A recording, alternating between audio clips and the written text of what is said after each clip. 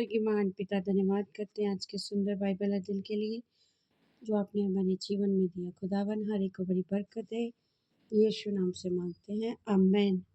हम पढ़ेंगे लेव्य व्यवस्था 6 अध्याय।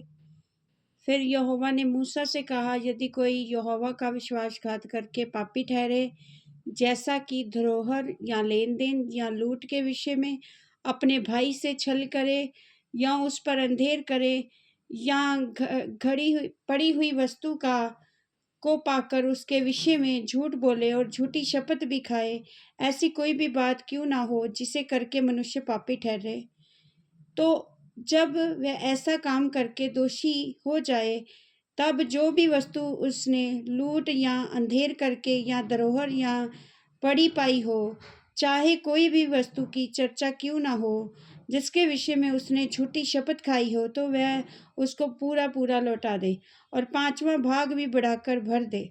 जिस दिन ये मालूम हो कि वह दोषी है, उसी दिन वह उस वस्तु को उसके स्वामी को लौटा दे और वे यहोवा के सन्मुख अपना दोष बलि भी ले आए, अर्थात एक निर्दोष मेढ़ा दोष बलि के लिए जाचक के पास ले आए। वे उतने ही दाम का हो जितना जाचक ठहराए। इस प्रकार जाचक उसके लिए यहोवा के सामने प्रायश्चित करे और जिस काम को करके वह दोषी हो गया है, उसकी क्षमा उसे मिलेगी, भांति भांति के बलिदानों की विधि और होम बलि। फिर यहोवा ने मूसा से कहा, हारून और उसके पुत्रों को आज्ञा देकर ये कह कि होम बलि की व्यवस्था ये है, होम बलि ईंधन के ऊपर रात भर भोर तक वेदी पर पड़ी रहे और वेदी की अग्नि वेदी पर जलती रहे, और याजक अपने सनी के वस्त्र और अपने तन पर अपनी सनी की झागियां पहनकर होम बलि की राख जो आग में भस्म करने वाली वेदी पर रह जाए, उसे उठाकर वेदी के पास रखे। तब वे अपने ये वस्त्र उतारकर दूसरे वस्त्र पहनकर राख को छावनी से बाहर किसी शुद्ध स्थान पर ले जाए और वेदी पर अग्नि जलती रहे और कभी बुझने न पाए। और जाचक प्रतिदिन भोर को इस पर लकड़ियां जलाकर होम बलि के टुकड़ों को उसके ऊपर सजाकर धर दे और उसके ऊपर मेल बलियों की चर्बी को जलाया करे। वेदी पर आग लगातार जलती रहे, वे कभी बुझने न पाए।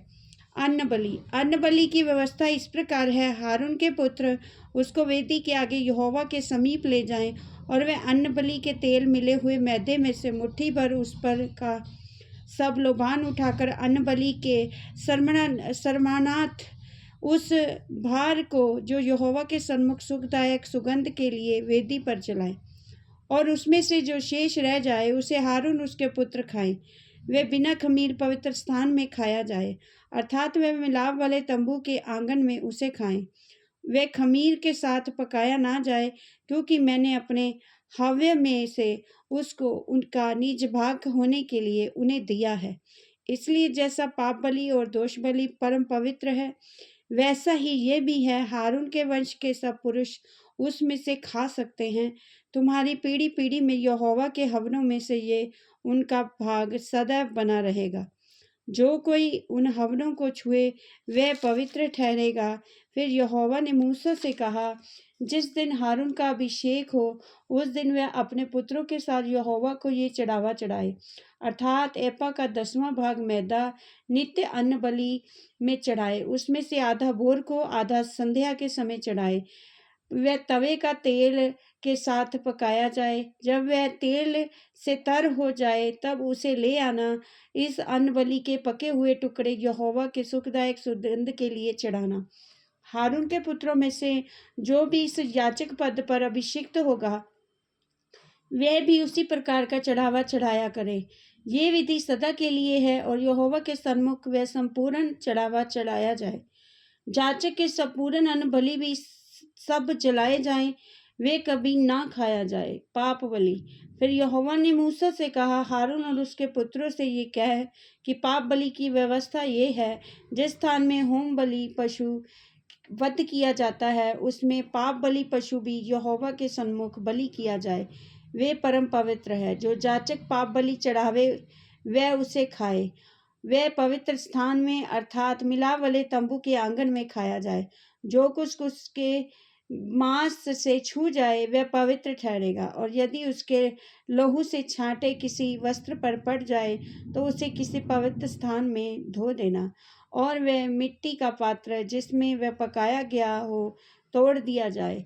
यदि वह पीतल के पात्र में उबाला गया हो तो वह मांजा जाए और जल में धो लिया जाए। जाजकों में से सब पुरुष उसे खा सकते हैं, वह परम पवित्र वस्तु है।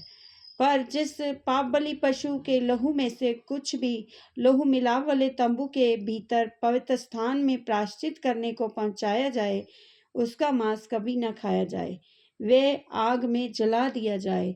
इस वचन के द्वारा प्रभु सबको ब्लेस करेंगे। आमेन। सबको जय मसीह की।